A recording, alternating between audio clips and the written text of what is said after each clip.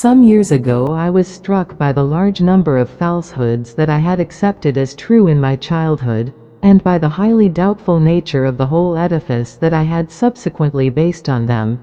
I realized that it was necessary, once in the course of my life, to demolish everything completely and start again right from the foundations if I wanted to establish anything at all in the sciences that was stable and likely to last.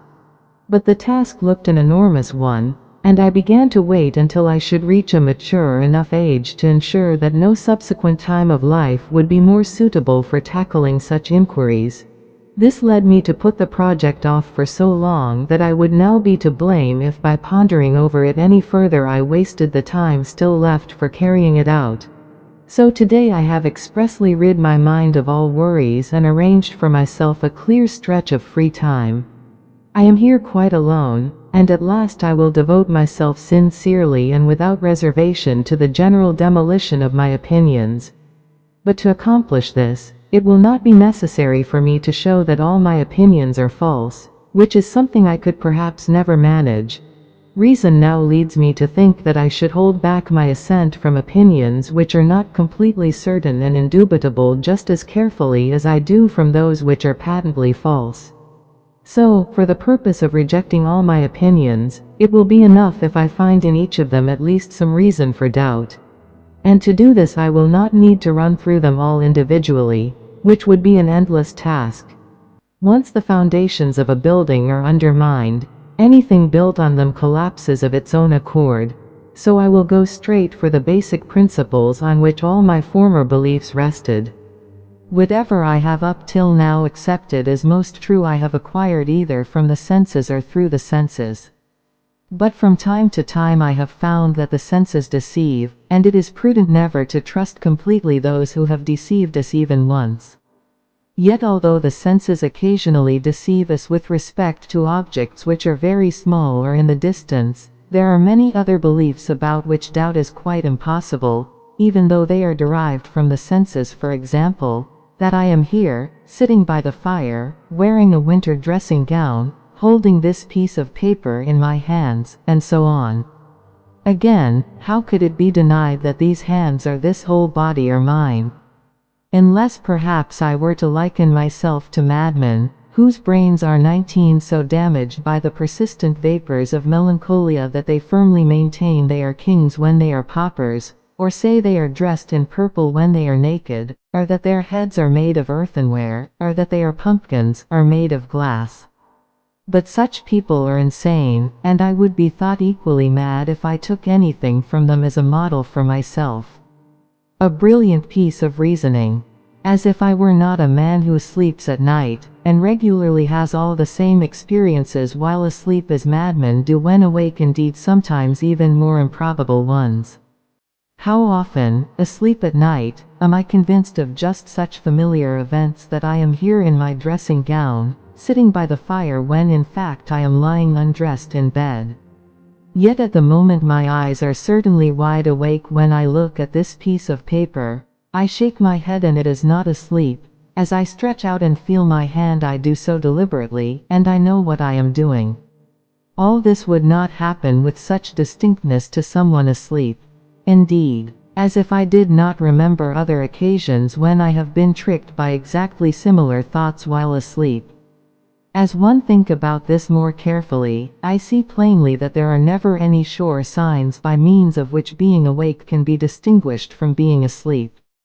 The result is that I begin to feel dazed, and this very feeling only reinforces the notion that I may be asleep. Suppose then that I am dreaming, and that these particulars, that my eyes are open, that I am moving my head and stretching out my hands, are not true. Perhaps, indeed, I do not even have such hands or such a body at all. Nonetheless, it must surely be admitted that the visions which come in sleep are like paintings, which must have been fashioned in the likeness of things that are real, and hence that at least these general kinds of things, eyes, head, hands and the body as a whole, are things which are not imaginary but are real and exist. For even when painters try to create sirens and satyrs with the most extraordinary bodies, they cannot give them natures which are new in all respects, they simply jumble up the limbs of different animals. Or if perhaps they manage to think up something so new that nothing remotely similar has ever been seen before, something which is therefore completely fictitious and unreal, at least the colors used in the composition must be real.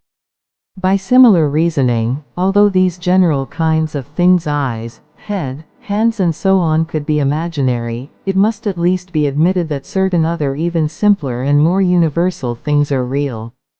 These are as it were the real colors from which we form all the images of things, whether true or false, that occur in our thought. This class appears to include corporeal nature in general, and its extension, the shape of extended things, the quantity, or size and number of these things, the place in which they may exist, the time through which they may endure, and so on. So a reasonable conclusion from this might be that physics, astronomy, medicine, and all other disciplines which depend on the study of composite things, are doubtful, while arithmetic, geometry and other subjects of this kind, which deal only with the simplest and most general things, regardless of whether they really exist in nature or not, contain something certain and indubitable. For whether I am awake or asleep, 2 and 3 added together are 5, and a square has no more than 4 sides.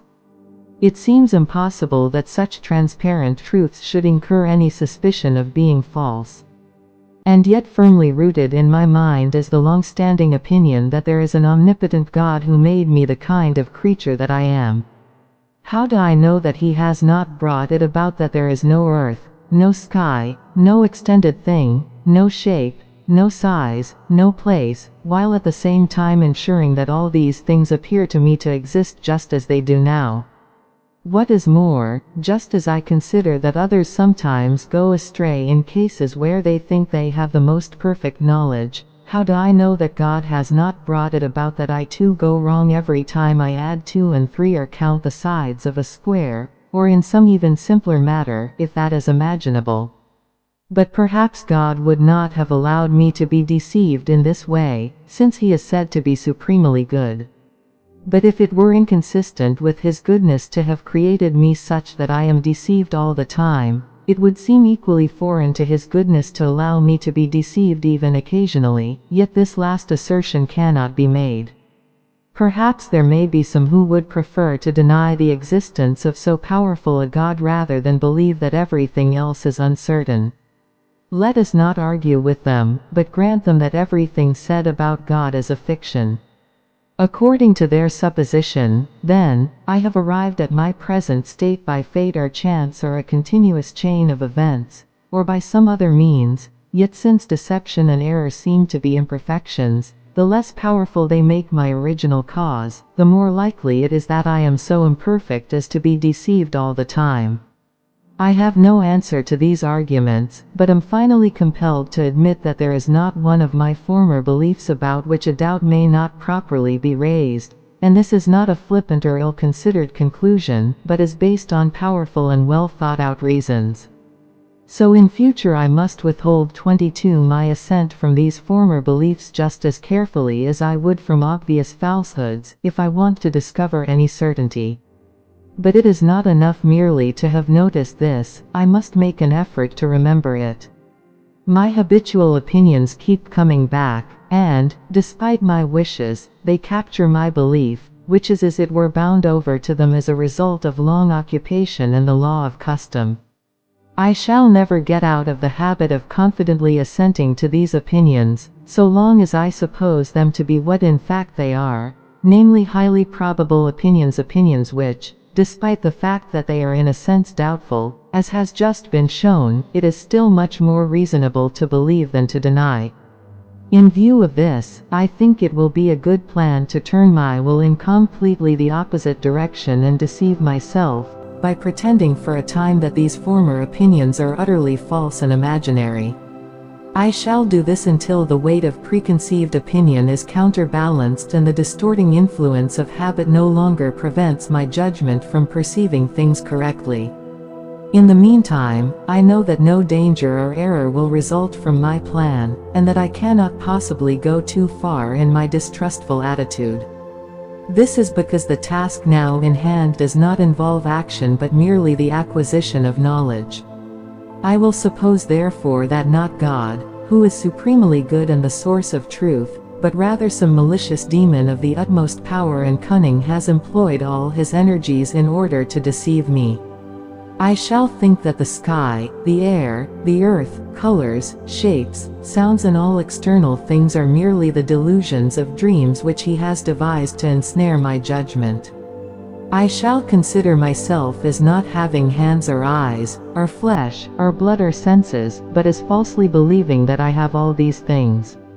I shall stubbornly and firmly persist in this meditation, and, even if it is not in my power to know any truth, I shall at least do what is in my power, that is, resolutely guard against assenting to any falsehoods, so that the deceiver, however powerful and cunning he may be, will be unable to impose on me in the slightest degree. But this is an arduous undertaking, and a kind of laziness brings me back to normal life. I am like a prisoner who is enjoying an imaginary freedom while asleep. As he begins to suspect that he is asleep, he dreads being woken up, and goes along with the pleasant illusion as long as he can. In the same way, I happily slide back into my old opinions and dread being shaken out of them, for fear that my peaceful sleep may be followed by hard labor when I wake, and that I shall have to toil not in the light, but amid the inextricable darkness of the problems I have now raised.